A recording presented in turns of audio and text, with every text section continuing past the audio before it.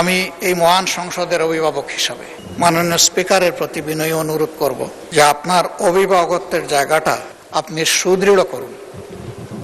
আমাকে ক্ষমা করবেন, আমি আপনাকে দুর্বল দেখতে পাচ্ছি। আমি চাই আপনি বলিষ্ঠ কমান্ডার হয়ে, অভিভাবক হয়ে এই সংসদ চালাবেন।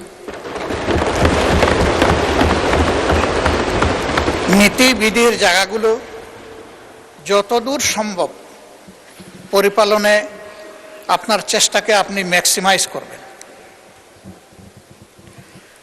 এইমাত্র অতি গুরুত্বপূর্ণ একটি বিল পাশ হলো।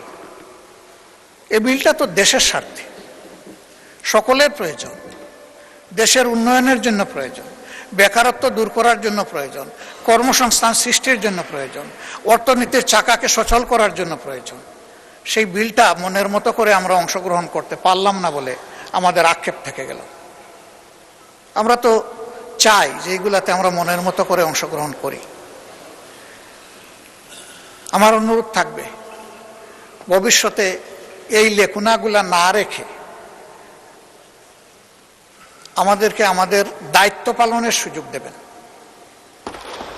যদি আমরা দায়িত্ব পালনের এই সুযোগ না পাই তাহলে আসলে এখানে বসা এটা অর্থহীন, আমাদের সময়ের অপচয়, এবং আমরা যে সময়টুকু কথা বলবো জনগণের অর্থের অপচয়।